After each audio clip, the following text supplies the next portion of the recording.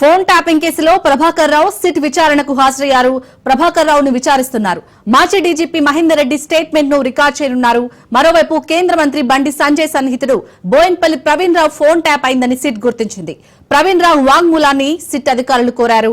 త్వరలో ప్రవీణ్ రావు సిట్ కి వాంగ్మూలం ఇవ్వనున్నారు. అటు గోనె ప్రకాష్ జూబ్లీహిల్స్ పిఎస్ లో సిట్ ఎదుట హాజరై తన ఫోన్ ట్యాపింగ్ పై వాంగ్మూలం ఇచ్చారు.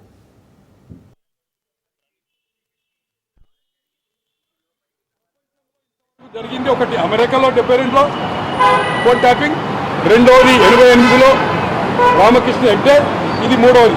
ఆ రెండింటికంటే ఇది పెద్ద ఎత్తున జరిగింది. ఏది ఏమైనా ఈరోజు జర్నలిస్టులై అది అధినేతలై వాళ్ళ ఫోన్ ట్యాపింగ్ నా ప్రైవసీని ఎట్లా భంగం చేస్తాం.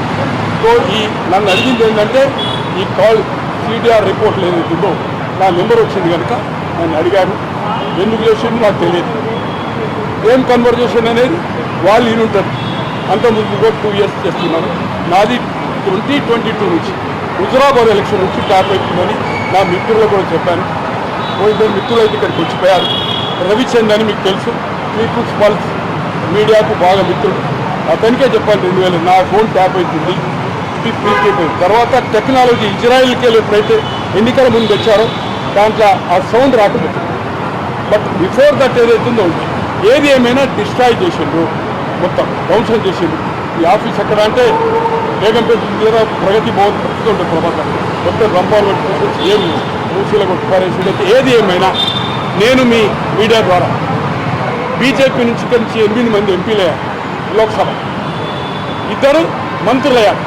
ఇప్పటికైనా మీది కూడా ఇన్వెస్టిగేషన్ ఉంది కనుక దీన్ని సిబిఐకి తీసుకోమని మీరు హోమ్ మినిస్టర్ ప్రధానమంత్రికి రిప్రజెంట్ చేయండి.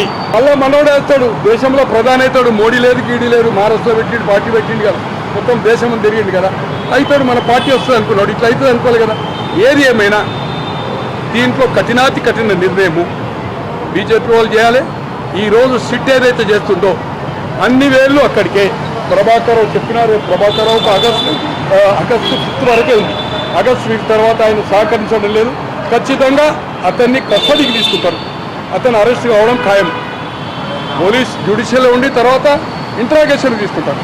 అప్పుడైనా ఆయన బయటికి రావాలి. ఆల్రెడీ రాధాకిషన్ రావు గారి స్టేట్మెంట్ కానీ భుజంగరావు గారికి ఇన్స్ట్రక్షన్ ఆఫ్ సీఎంఏ కదా.